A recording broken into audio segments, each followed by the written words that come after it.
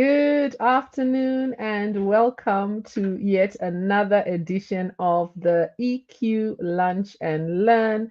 We're really delighted to have you here and for this conversation that we are going to be having today. I'm really excited that you have joined us. And as I always say, I hope you've brought your lunch, and I promise that we have brought the learning today. We are coming to the end of a month that is dedicated towards mental health awareness. So, October is another month where the focus is on our well being. And in the quickly evolving world of today, where uncertainty and hardship frequently put our personal and professional relationships to the test, we believe that one way to enhance our wellness is on focusing on building positive relationships. Relationships help us because we can utilize the support to navigate life. When we have positive relationships that can endure adversity, adjust to change, and come out stronger, these are relationships we can define as being resilient. Emotional intelligence is the capacity to comprehend, to tune into, to navigate and use emotions. And we can apply this to our relationships, helping us to build stronger relationships and enduring bonds. Resilient relationships are built on a foundation of emotional intelligence, allowing us to speak freely and empathically, to navigate the social challenges that we may face, and to establish trust. So, today in this episode, we're going to be talking about building resilient connections. And we're looking at this primarily from a work perspective because the relationships we have at work are truly important. But of course, when we're learning about emotional intelligence, the reality is what's good for us at work is usually good for us in life. We'll be talking about how to enhance our networks and how EQ helps us to foster those strong connections. Now, unlike usually, I say I have a panel of experts who are going to be helping me unpack this conversation. Due to some personal challenges and issues, we actually are down to one panelist, but I know that this is going to be a great conversation because she is a fabulous conversationalist and she's very knowledgeable in this line. So I'm really delighted, and I'm not feeling in any way that we are going to be disadvantaged by the fact that today is going to be more of an armchair conversation as opposed to our usual discussion with a panel, because I have with me today Faith Gichanga. Faith is, I will call her a new friend. And I'm really delighted that she's been able to join us today. She's a counseling and organizational psychologist, and she's really passionate about mental health and workplace well being. If you attended our conference earlier this year, she was part of the conversation, facilitating a panel discussion on well being in work. She has a strong background in leading change management initiatives, promoting positive organizational culture, and enhancing employee engagement across diverse global teams. Keen to drive organizational transformation initiatives and create a thriving workplace environment through counseling, leadership development, employee engagement activities, training, to mention just a few, ultimately seeking to drive productivity. Really, really delighted to have you here, Faith, my new friend. I am so happy that you honored our request to join us. Hi, welcome to the conversation. Thank you. Thank you. I am very happy to be here, friend. Yeah. So thank you for having me here today. And yeah, as Welcome. usual, speaking about workplace wellness is something that I'm very, very passionate about. Yes. And indeed, I've learned that in the brief time that we've been interacting. If you'd like to connect with Faith, you can find her on LinkedIn. We've shared her link, and she's someone who, as she says, is really passionate about workplace well-being and is doing quite a number of things to support this space. Now, if you are a regular, you will know that we typically spend 90 minutes on this conversation. Today, we're going to be an hour together. So please make sure that you silence those notifications, that you focus fully on this conversation, because I know that there's going to be some amazing insights drop as we continue. So, really happy to have Faith with us. Faith, I want to dive right in. And let me just quickly say to those who are listening in, don't forget to say hi so that we can say hi back. I want to dive right in and really talk about what resilience is. So, the dictionary defines, excuse me, defines resilience as the ability to successfully adapt to stresses, maintaining psychological, goodness gracious, I don't know what's going on this morning. Let's do a reset. So, according to the Oxford Dictionary, resilience refers to the ability to successfully adapt to stresses, maintaining psychological well being in the face of adversity. Can you unpack this for us? What exactly does resilience mean? And we want to talk about resilience in the context of relationships. Firstly, professional relationships. So, our conversation today really is going to be around the relationships we have at work. But as I mentioned, as I was introducing our session, I know that as we talk, we're also going to be speaking about personal relationships because I think there's a spillover. But what does resilience mean in the context of relationships, professional relationships? And how can this resilience help us with our well being? Okay. So I usually like to put it in much simpler terms when I want to describe what resilience is, or rather what I want to explain. And the simplest way to explain it is I usually just say it's the ability to bounce back. So think Mm, of a ball. Um, if it goes and hits the floor, like that's the lowest probably it can get. And it is that hitting the floor, which is, if a ball was something that had sensations, it would not be a good feeling, right? So it hits the floor, but then it's that hitting the floor that then it bounces back. Okay. So other things, when we drop them, they don't bounce back. Okay. So mm, that's the difference between resilience and maybe someone who's not resilient. The ability to bounce back. So you hit, probably you go to your lowest or overcome adversity, and then bouncing back. So in simplest terms, that's how I like to describe what resilience is. It's the ability to bounce back. So from challenges and adversity. So in terms of relationships, it's not different. So we are saying it's where relationships at work, and we know if we are going to relate with people, whether it's at work or at home, we will go through some challenges, whether they mm, are external to the relationship between me and the person, or rather, I mean, if they are just to do with that, or external, like something outside of our relationship is impacting that. So when we're describing resilient relationships, it means relationships that have gone through adversity, but they have been resilient. They have bounced back. So they have gone down, but then they have bounced back. So come that's back. that's how I describe resilient teams or resilient work relationships. I like that. So the idea that if our relationship is resilient, we can navigate getting to our lowest and come back from it. I think that, sometimes, and this is especially the case in our personal lives, sometimes our expectations is that our relationships will always be positive, that we won't have any, negative element to it or some downside. So, what I'm hearing from you is that a resilient relationship is one that actually can navigate going through tough stuff, and that's the case both in the workplace or, as I said, personally. Why is it important for these relationships to be resilient? Okay.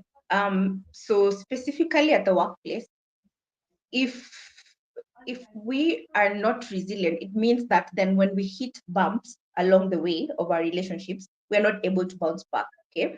And think about a team. So I'm still supposed to work with you. I'm still supposed to collaborate with you. I need information from you, need information from me. So unlike probably some other relationships where you can say, okay, this is broken down, that's it.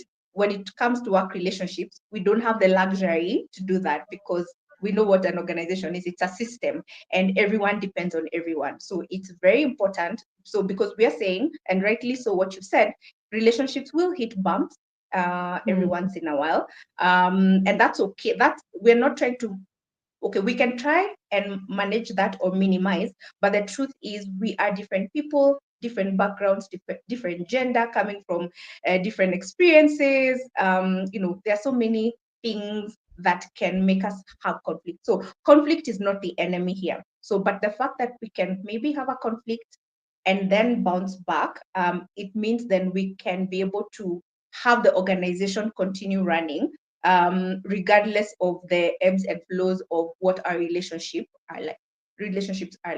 Yeah. I like that. I really like that because the reality is that conflict is a reality, right? I always use the example that if you think about it, if you have a sibling and you have the same mother, same father, you will still disagree at some point. You will still have some conflict. And so what I'm hearing you say, Faith, is that when we build resilient relationships, it means that we're able to navigate conflict so that we can continue working together, and we don't end up having a scenario where our differences impact our ability to deliver on the work that needs to be done. And I think that's really important for us in the workplace. And I can imagine that having these resilient relationships, being able to navigate conflict in such a way that's positive, and somehow bounce back, I like the analogy you used, helps us with our well-being as well as individuals, right?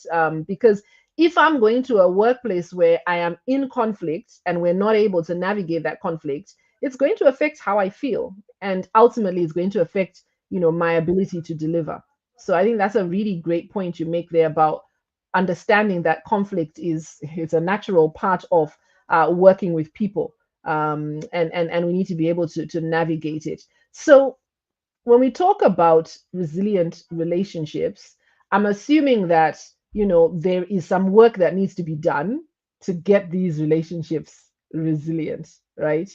So that I can build resilient relationships. Um, Maybe you can help us to understand what are some of the things that we need to do to build resilience. And I think maybe for simplicity, Faith, we can start with building resilience in general. So, how do I build resilience for myself? And then, how do I cultivate this into relationships? How do I build those resilient relationships? Okay. All right. So maybe those will be two sets of a bit of Yes, yes, different points. So yes. for personal resilience, um as a therapist, I'd say number one, go for therapy anyway, but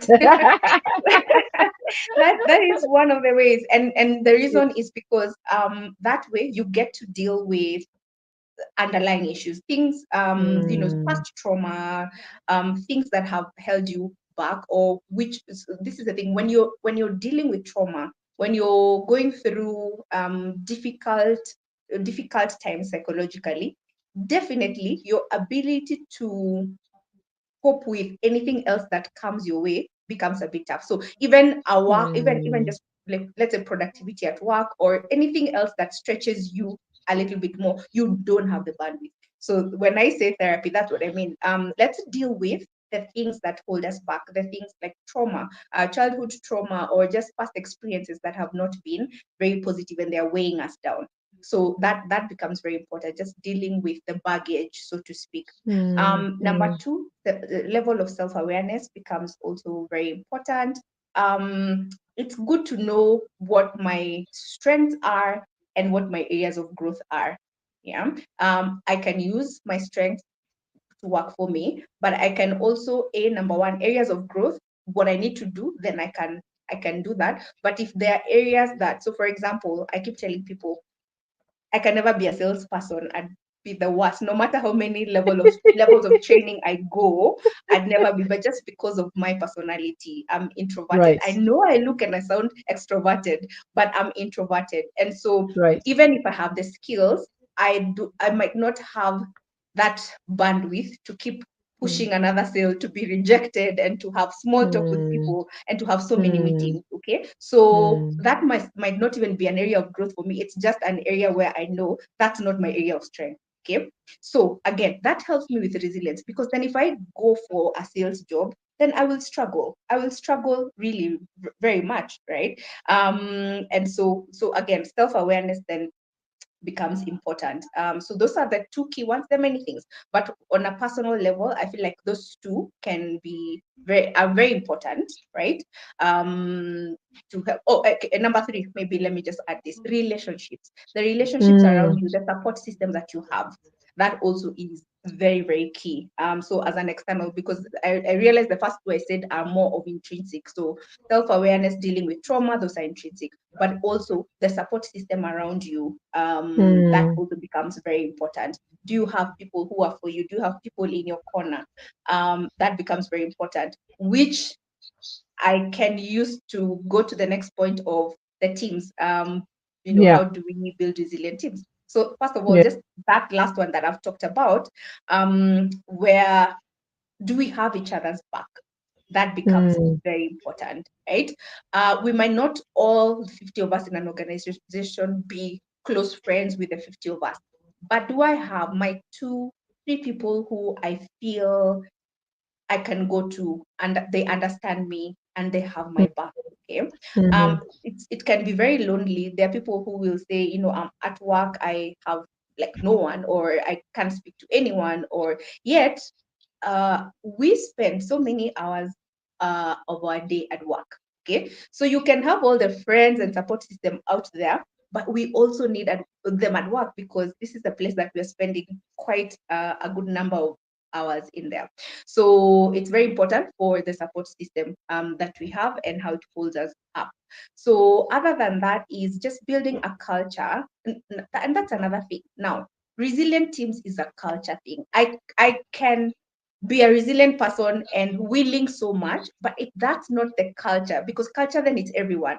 Yes, I mm, am a drop in the ocean and there's always difference I can make, but if it has to be holistic, it has to be affecting and impacting everyone, it has to be ingrained as a culture. It is how we speak, and it comes from the leadership as well. It's supported from the top. Okay. And then it goes down all the way to the bottom. So resilient teams are first and foremost built out of a culture of such. There is a way in which you can go to a place and you start mm, working there, and instantly this place is different from another place you are, where probably previously where you were, people were working in silos. Here, there's just an an energy of collaboration and mm, people mm, checking in on mm, each mm, other. So culture mm. becomes very important from the time I walk in through that door, from how I do the interview, the recruitment is done. Am I feeling, is that part of what I am being taught, that this is what this Yeah. organization is about? So it becomes very Mm, important as a culture. And as a culture, how do we do that? It could be meetings, right? It could be meetings. So first of all, just meetings to discuss work. It's very important that we are all on the same page. There's some organizations where you feel, okay, the boss knew, but the employees did not know, and people feel sidelined, or colleague A knew, colleague B did not know, and it's information. So can we just have whatever it is? If it's meetings, let's have meetings. If it's email threads, if it's whatever it is that we need to have, that we are speaking, okay? So to do with work, but also outside of speaking about work, do I find out how are you, Mucha, how are you today?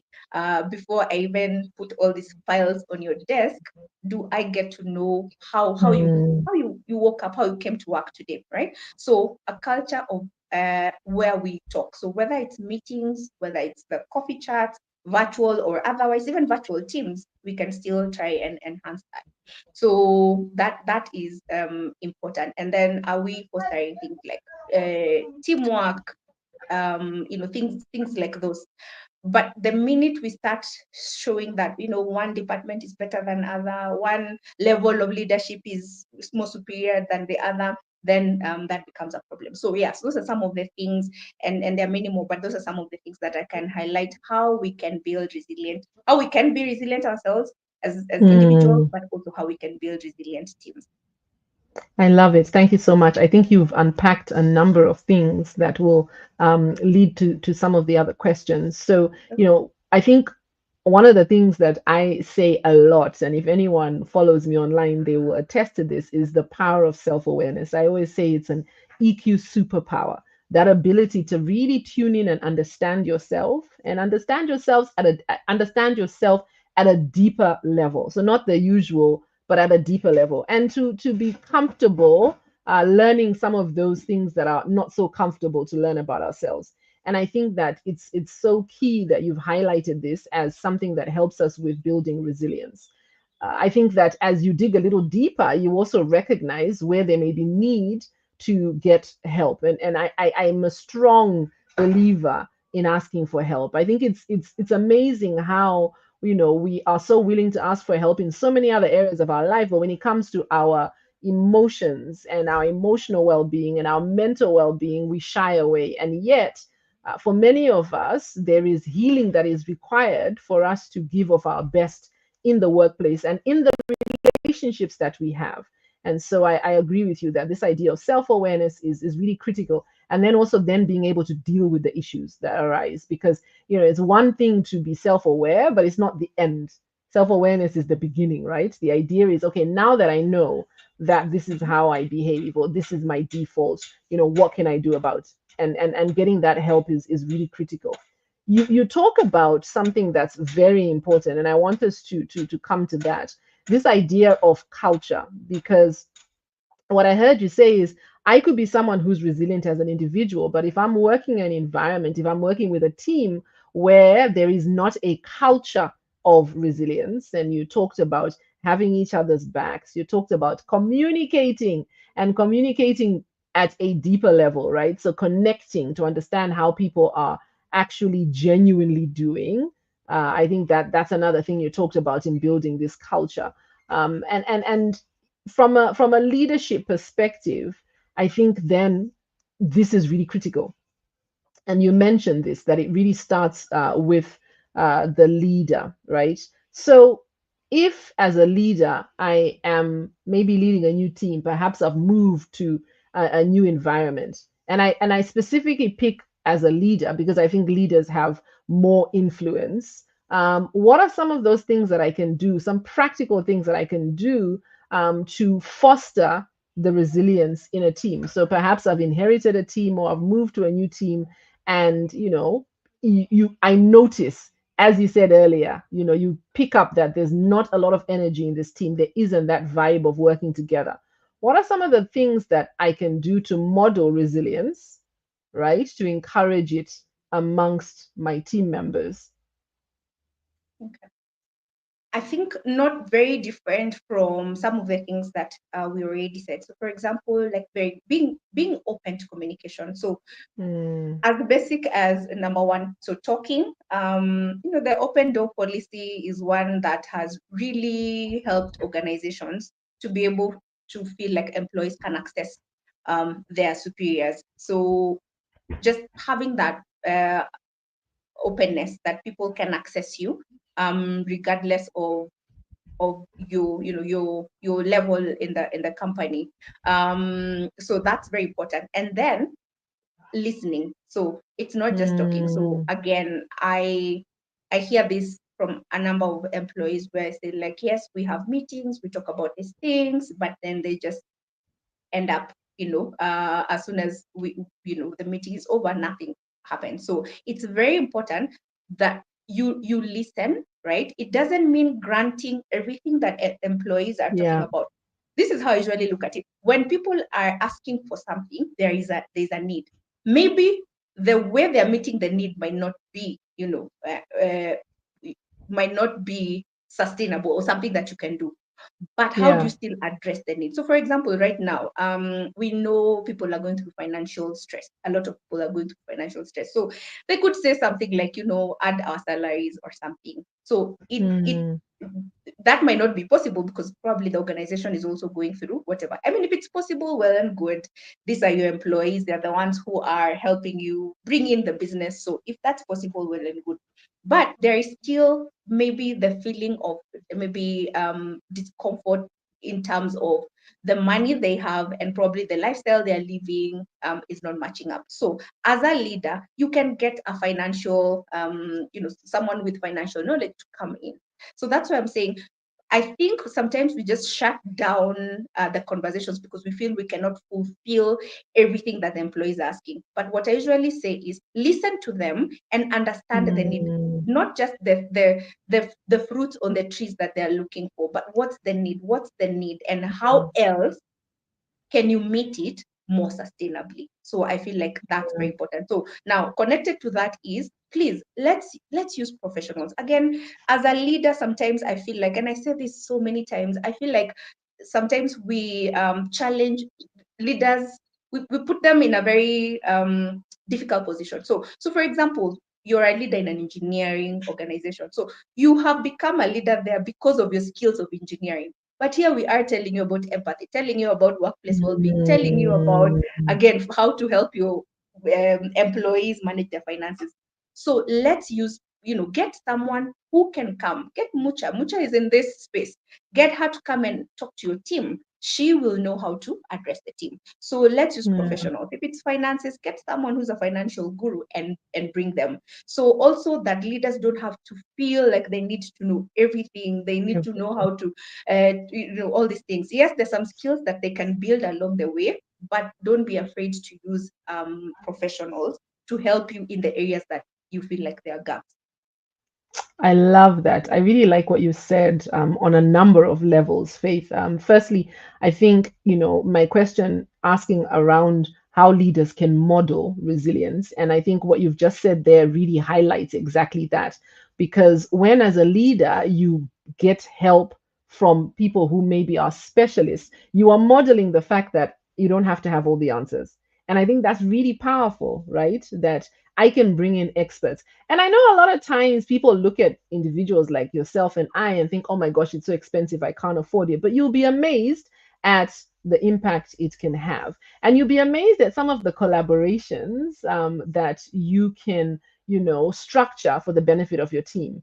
The point you made around how people are really struggling with their finances, and rather than just shutting down a request for a raise, digging a little deeper to understand what's at the core, I think that's so crucial, right? And so then being able to provide, to your point, someone who comes and talks to the team around managing their finances. Because you may actually find that you could give a raise, but it makes no difference. Because if we still have the same behaviors, our raise isn't going to solve our problem. You probably find that you just end up spending more, right? And you end up in the same boat. So I really like that idea of that as a leader, have an open door policy where you foster openness in conversations. And when things come to you, take action, right? So you may not be able to take the action of the individuals, but you can take some action.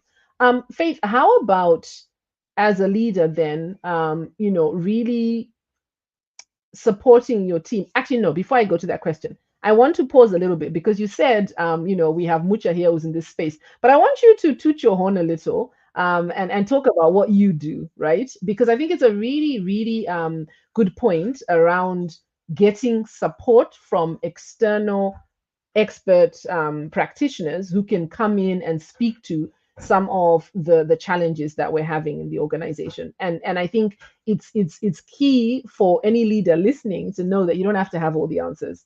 There's support you can get. So before I move to my next question, Faith, tell us a little bit about what you do and the service that you provide to organizations. Okay. All right.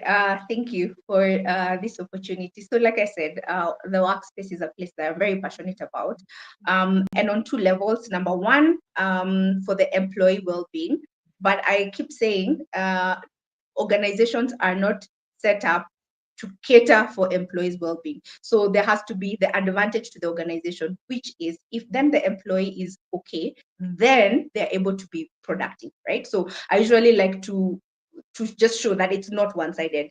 Yes, I'm there to see how employees can be okay and their well-being, and just that their teams are okay and they're doing well, but also that the organization gets to benefit from this investment, because then when your employees, and there are a lot of researches that show that when employees are well and when there is money invested in employee well-being, the productivity rises, up to, some research say up to fourfold, right? So I usually say Wow. it's one of the best investments that an organization can do, because they say for every $1 used in treatment of, let's say, mental health by an organization, there's productivity of $4 Mm. in return. So just to start from there. So what do I do? Number one, I do offer counseling in organizations for now for the space of employees. But secondly, I work with organizations. One of the things that I'm very passionate about is working with leaders. Leadership development. Like I said, we have engineers, we have architects, we have lawyers, and then we put them in leadership positions, and we expect them to be able to take care of people's well-being. And really, I went to school for that. They haven't gone to school, so we are really asking them to do Mm. something that So I train leaders I do leadership development in the area of workplace well-being. I also help organizations set out like a mental health policy or well-being policy, so that instead of having this once in a while, they call me, they do Yeah, this, can we just have something? Number one, it outlines steps. Number two, it says who is in charge of what. Number three, there is a budget attuned to it. That that's so way, at good. the end of a period, we can be able to check and see, this is where we were and this is where we are. What can we do more? What can we do less? Is this thing effective? So those are some of the things that I do. And I Fantastic. speak. I speak. If they just want to come and ask me to create awareness on this and that, that is, I'm happy to do that. Oh, I also train mental health champions, which, this is also something else for resilient teams. Now, mental health champions are people that are a few people in the organization, and then across all levels, that have a little bit, they're not counselors, but they have a little bit knowledge on mental health than anyone else. So that way, number one, they're able to identify when people are not okay, when they're not okay in terms of mental health. Now, and there will be people who are not okay. Statistics show us that 1 in every 4 people, Mm. right? So if your organization has 4 people, at least one person at a certain time will not be okay, right? So imagine organizations with much bigger numbers. So we have someone we have a group that we have trained that can be able to sort of be like a first line assistant. They can offer first line assistance. So number one, they can identify, or number two, it's easier for a colleague to come to a fellow colleague than by the time they think of going to a therapist. Okay, Yeah, so they can, and sometimes some of those things, it might not be as deep, so it can be solved on that level. But at that also, level. if that doesn't happen, then mental health champion is able to refer the colleague to another sort of assistance. So that's also something Yeah. else I do.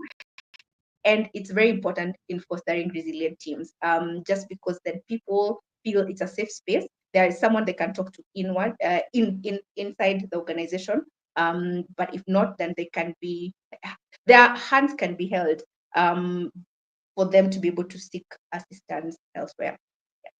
Thank you. Thank you very much for those insights. I think that as consultants who work with clients, it's always useful when we can build the capacity internally to ensure that there is follow through. Because otherwise, like you say, you come in, you facilitate something, but you go away, right? Yeah. What ensures that it sticks? What ensures that people continue to apply the lessons they've learned? And I think champions are really useful for that. And I think that's something that we utilize as well across the different programs. So, even for example, if you're doing a customer experience training, it's ideal when you can say, hey, we've trained some CX champions who are going to continue to move the agenda forward. And so it makes a lot of sense to have those mental health champions and to have well-being champions who are then tasked with supporting, being the first line of defense, as you mentioned. And sometimes someone does want to have a chat with someone they know as opposed to going to someone they don't know, and they can get the support they need at that point. But I think also, to your point, a mental health champion is someone who also is then kind of keeping an eye and noticing, because sometimes someone just needs someone to come up to them and say, hey, I noticed that you've been quiet in our last few meetings. Is everything okay? And that could be someone's path to healing. So I think that's really awesome. Thank you very much for sharing. So we're talking about leaders, and we're talking about how leaders can champion resilience and support the team to build resilient relationships. And what we mentioned, what you talked about, is the idea of modeling this resilience, the idea of having an open door, or enhancing an open policy of communication. And I think that that then speaks to me a lot around cultivating psychological safety. Because, Faith, you can have an open door, but if I don't feel safe coming to talk to you, that open door is of no benefit, right? So maybe you can just tell us a little bit, and I'm going a bit off script here, so I hope you will allow me to. But maybe you can tell us a little bit about psychological safety, and how as leaders we can cultivate that psychological safety so that when my door is open, someone is actually going to capitalize on it. Okay, thank you for bringing that up. I feel like we might need a whole other session for that. There's For a lot. sure. For Yes, sure. there's a lot to talk about there. Yeah. But yeah, just as a way of introduction, it's just what you said. We need, as employees, we need to feel safe. We need to feel comfortable in the place that we work, right?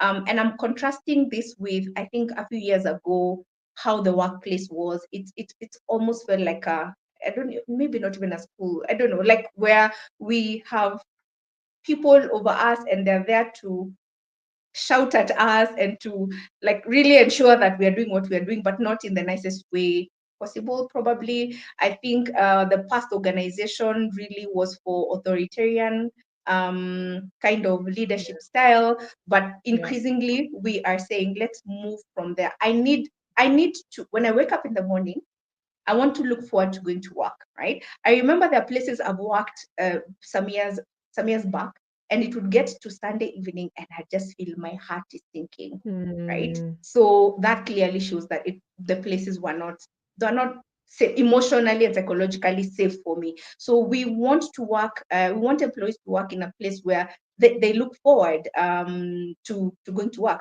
Recently, I talked to a friend who she resigned from her job. She told mhm, me she realized all was not well when she would be anxious. So there's that anxiety of reporting to work. But as she said, should get anxious when she check her email. Like in every email from her boss, mm, she's like, I don't know what he's going to say. So those are the things we're talking about.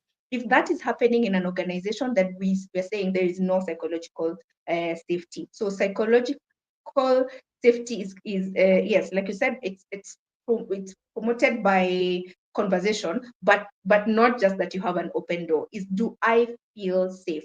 Do I feel heard? Do I feel seen when I come to your organization? Do you genuinely care about what I'm going through, whether it's work related or not? So maybe just in brief, that's what I can talk yeah. about in psychological Yeah. safety. Thank you. Thank you. Thank you. I think that the area of psychological safety is a real passion for me. It's something that I'm very interested in, because I think, to your point, it's not necessarily been a priority in the workplace. And we have definitely seen that shift, right? From a leadership perspective, from this very dictator type, do what I say without question type of leadership, which has really shifted today. I think leaders who lead that way are struggling because people aren't willing to do what you say. People want to engage with you. They want to have relationship with you. They want you to role model what leadership looks like. And I think a key part of that is this psychological safety. And so, for me, this is something that's very, very interesting. And I note your point that perhaps we need to have a conversation just on psychological safety, and unpack what that looks like, especially for leaders. What are some of the things that they can do? But, linking back to your earlier point around communication, I think that at the heart of psychological safety is communication, right? So, yes, your door is open, but when I come in, I think you said, do I feel heard? Right? Do I genuinely feel heard? And if I don't feel heard when I speak, then I'm less likely to feel safe.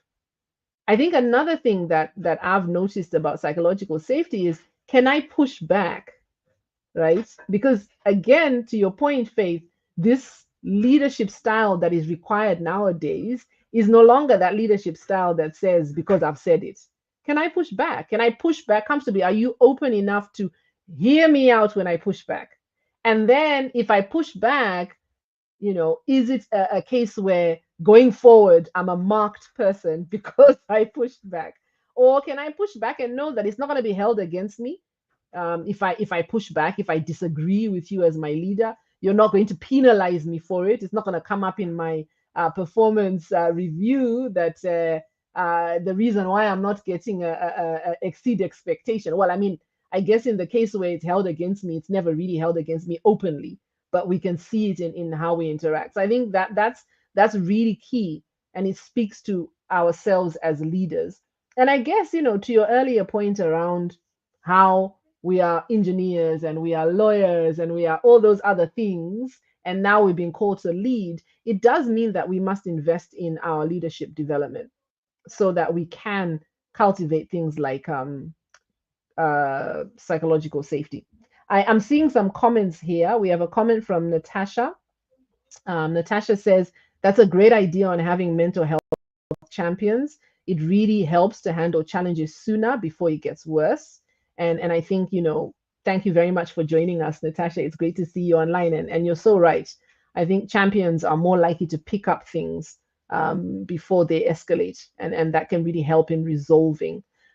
There's a question here, Faith, that I'd like to bring to you that's come up. I think it's in line with our conversation around cultivating psychological safety. So there's a rise. It's a question from Rose. I know it comes up saying Muchamlingo, but it's actually come through from LinkedIn, and it's from Rose. There's a rise in work-related PTSD. How do you support people in unhealthy workspaces? So earlier, you talked about the fact that it's one thing for me to be resilient as an individual, but if I work in a space where the environment is not conducive, that's going to impact me and it's going to impact my relationships. So I think this is a question that really is in line with that. How do I support someone who's now working in a space where there isn't that healthy resilience? There isn't that open door policy where people can speak freely or push back. There isn't that psychological safety.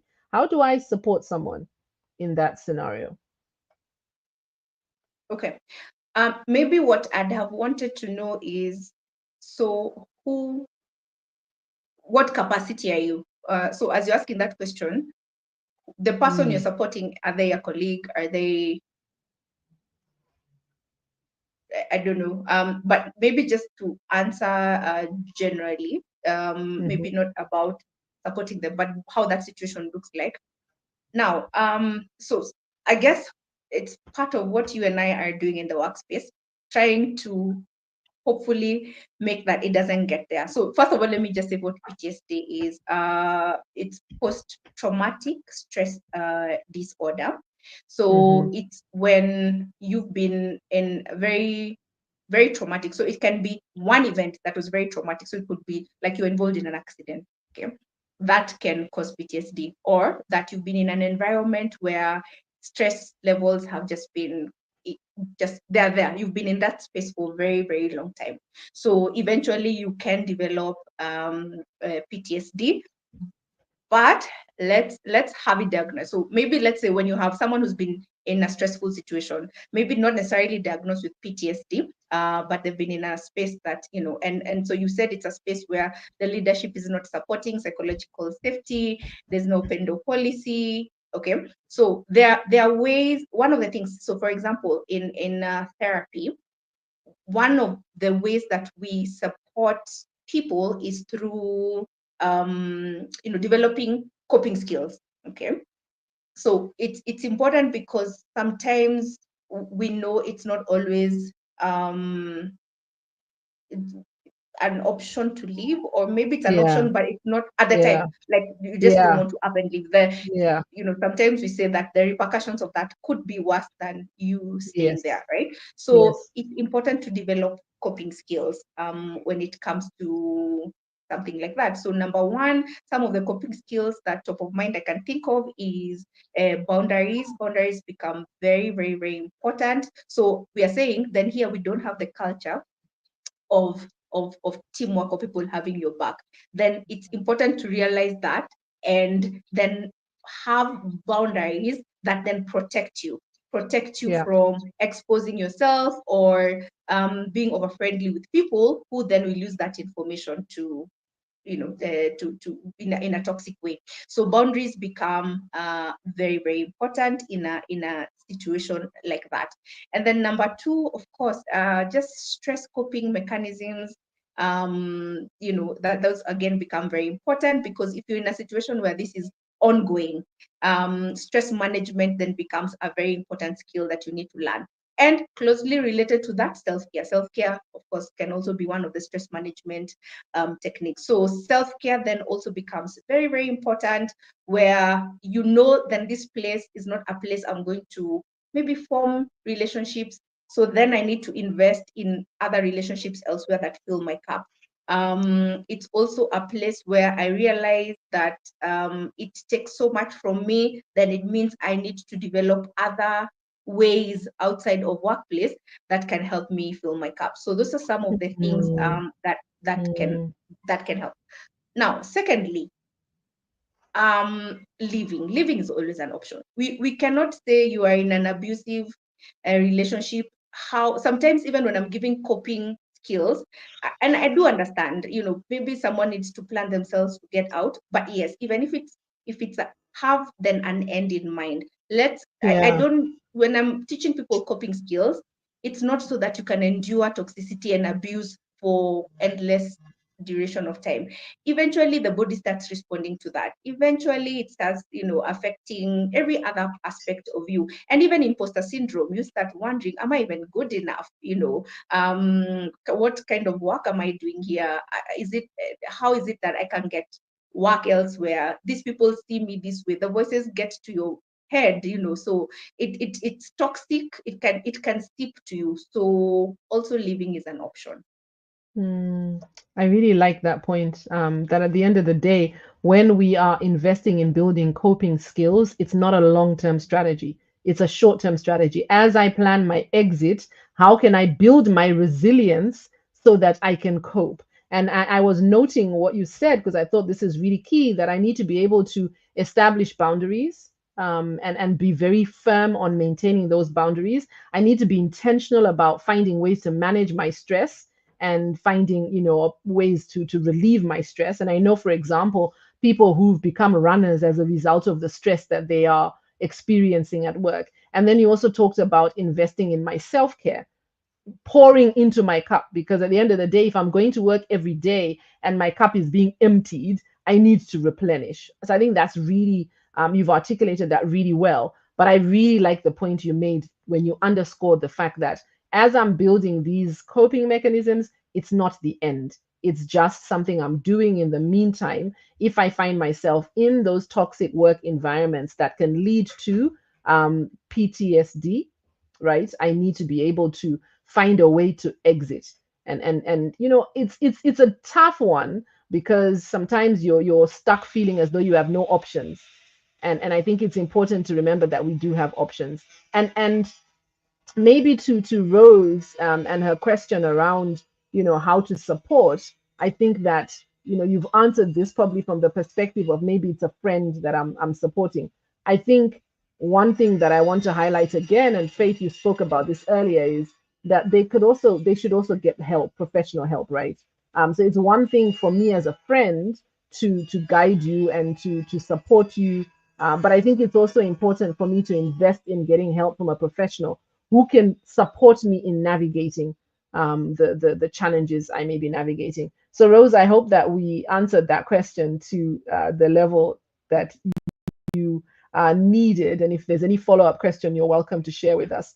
I'm looking at the time and thinking, oh my goodness, where did the time go? And I just want to encourage anyone else who has any questions to share them, because this is the time where we're doing questions. Quizera Benjamin, hi. Thank you so much for joining us today. And obviously, Rose, it's great to have you here as well. If you do have a question, please do share it on the comments, whether you're here on LinkedIn or on YouTube. We'd love to hear from you.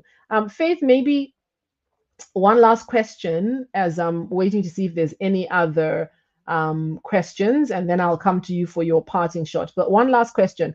We live in a digital era. We have so many sites. I mean, we're connected today on LinkedIn, we have Facebook, we have Instagram, and so many new places where we connect, some of which I don't even know and I've not interacted in. So can you talk to us a little bit about the digital age and how it may impact our ability to build resilient connections? Because we're talking about building resilient connections in the context that we're building relationships where we are able to navigate conflict that may arise as a result of that relationships, right? Because we're different. And we're talking about building relationships that can bounce back from whatever may have come up. And this is especially important in the workspace. So maybe just talk a little bit about the digital influence and how it may possibly impact our ability to build these resilient connections. Okay. So when I look at technology, I usually look at it as it's a tool, right? So when you have a tool, if you have or let's say something like fire, right? So it can work for you, but it can cook you a very nice meal. It can keep you warm, but it can also burn your house down, right? Mm, So inherently, technology is not necessarily the evil. So most of the time we paint look it. at it as Yeah, that it's bad, it's yeah, evil, it's yeah. taken away so much from us. But it's you Mm, have the tool and you decide how you're using it, right? So on the negative, yes, it sometimes takes away from relationships in terms of I mean, if you're spending all your time scrolling, that first of all, on a personal relationship, whether it's with your friend or family, just means you're absent from that space. At the workplace, it takes away from your productivity. That means if I was working on a project with Mucha, then I'm having to do most of the work because she's scrolling, or the other way around, mm, right? So mm. those are some. And then number two, if we, we've also on the negative, we've used it to harass and bully people in the space of saying we are anonymous. There are things I cannot tell you to your face because they're mean and unkind, but I feel like as a keyboard warrior, then I can just go and say those things, right? Yeah, So again, even in an organizational setting, that would not be healthy, where I just know someone said this thing about me. So then I'm walking paranoid and suspicious of everyone because then I don't know who said it. It would be very different if it's Natasha. She'd walked to me, or she went to the boss and the boss called me and the boss telling me Natasha said this. Is very different, rather than me mm, guessing yeah, how many other people think that, what's going on. So yeah, those are some of the negative things that technology comes with. But on the other side, many positive things. So, for example, connectivity. You and I, Mucha, are having a conversation while we are miles apart. And the people yeah, who are probably listening to us, again, they're spread out. It could be anywhere yeah. in the world, right? So Mm, it helps bring us together. It helps us connect. And like we said, then if resilience is promoted by talking, then it means that we're able to have conversation, right? I get so impressed. A friend of mine the other day told me they had an end of year party last year. So it's a global office. And it was virtual. I thought that was very interesting. So they still had the end of year party, but it was virtual, right? So it yeah, doesn't mean that just because you're not in the same space, that some of these things cannot happen. And I can imagine it's a social event as well. So like we're saying, those are the things that help build resilience. So again, yeah, connectivity helps with that. We are able yeah, to manage teams much more easily because of connectivity. So like I said, it's a tool, and we can either use it for helping in building resilience and connection with our teams. But if we don't, then we can also use them, unfortunately, to tear down teams yeah. and relationships. Yeah, that makes sense. Thank you. Thank you very much for sharing that. That makes a lot of sense. At the end of the day, the tool is in your hand. So before I come to your parting shots, like I said, time's really flown by. And thank you again for your flexibility in shifting this to an armchair conversation as opposed to the panel discussion we had planned. There's a question that's come here from Quizera Benjamin, and I know we talked about this before, but perhaps this would be a good way to just summarize what we discussed. In your experience, what is the most effective way to cultivate resilience in a team, especially during times of high stress or change, like in times of restructuring? So, yeah, how to build resilience. And we talked about this. We talked about some of the things leaders can do, some of the things you can do as individuals, but perhaps this would be a great way to summarize and provide people with some practical tools that they can use going forward. Okay. One of the things that I find that happens a lot during times of restructuring, and I think that's also what gives people a lot of anxiety, is the lack of information flow, right? And I guess the Mm, leadership is trying to hold cards close to their chest, and so, but then what that does, it really demoralizes the whole team. Right. So the lack of conversation and communication in terms of what is really going on. It's not necessarily that you're telling us who's going home, but can we know what's going on? Is it that the organization is going through a financial something, or is it that there's a new way of doing things, and what does that mean for, like, let's have conversation. It's very, very important that we are having conversations, so from the leadership, but also from me as an employee. Am I expressing myself? This is how I'm feeling. This is the level of anxiety that I am in. mm, And this goes back to what we're saying. There is talking and there is listening, right? So the leadership is telling us what is going on, but they're also listening to how the impact this has on me. Normally, I don't know if people realize, but sometimes even after restructuring is done and some people have gone, even those who remain behind, you find that they're not motivated, mm, they're not engaging, probably are planning their exit as well, right? If that restructuring is not managed well, if we're not having conversation, if we're not trying to, again, the issue of psychological safety here comes in as well, right? I don't want to report every day wondering, is it going to be me tomorrow? Is there really a process that is being followed in this? What's the correct? There are just a lot of things that could make me just feel so anxious. And so organizations and leadership need to realize, even after the restructuring, just because someone has been left, it doesn't mean they're at their best to be most productive, right? Some even have survivor's guilt, right? Their colleague, their mm. friend, or someone who they were even looking up to has gone. So there is that of, what makes me so special? What is it? So there's a lot that can go on. So the leadership there is tasked with how they handle the process. Again, please bring someone who can help you with that. Bring a mental health person. Bring someone in workplace wellness area, right? Bring those people. They can help you with that.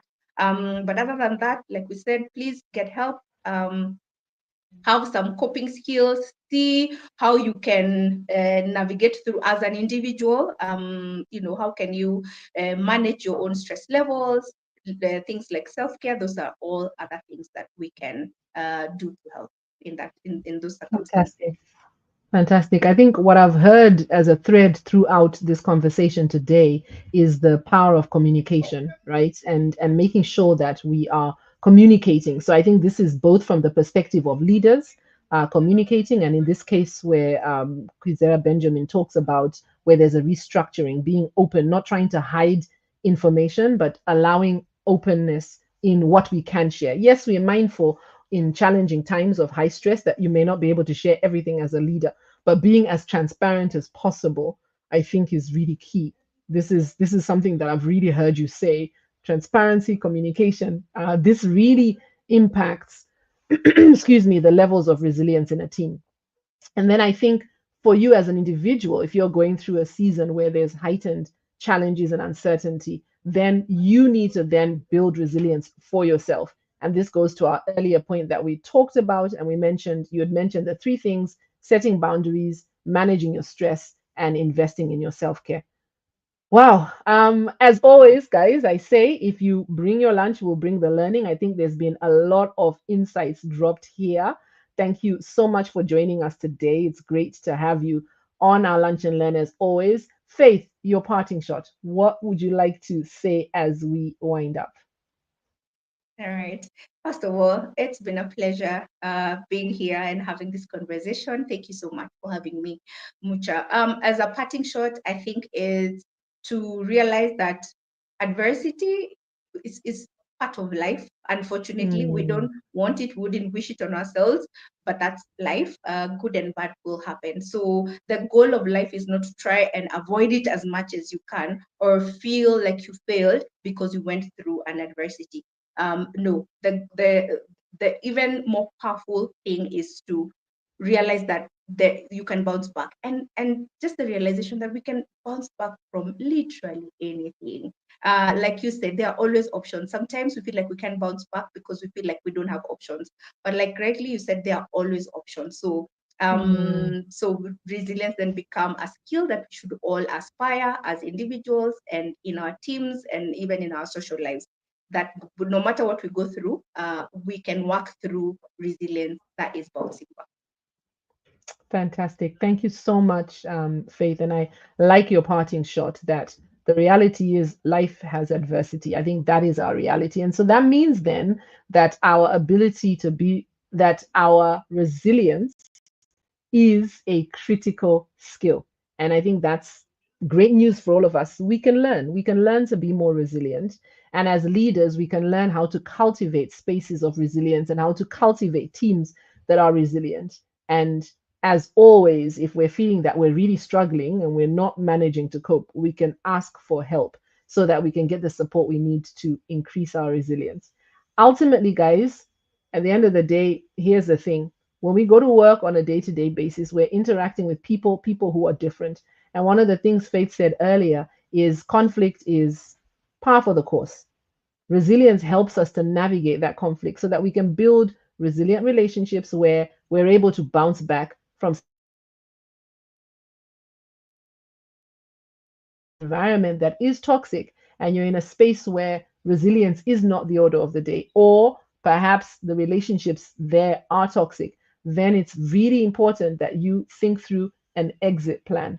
As you cultivate these coping mechanisms in the short term, you have to think long term about how you can move on from that space and find a space where you can thrive, because the research is clear. When we are working in spaces where there is greater resilience, greater emotional intelligence, and psychological safety, we are going to do better. And so it's important for us to find these spaces for ourselves. Thank you so much for joining us today. Faith, it's been great having you on. Thank you so much for joining. And again, like I said, for your flexibility in adapting to this two-way conversation that we've had. Guys, I hope that you've enjoyed. Make sure you mark your calendars for the last Wednesday of November. We'll be back again for our next episode of the EQ Lunch and Learn. But once again, Faith, it's been great having you here. Thank you very much for joining us. And to everyone else, share this recording with a friend and highlight how they too can build greater resilience. And remember, if you'd like to get in touch with Faith, you can find her on LinkedIn, and you can find us on LinkedIn too. So enjoy the rest of your day, and thank you so much for having been here with us. Bye for now. Bye, everyone. Thanks, Faith.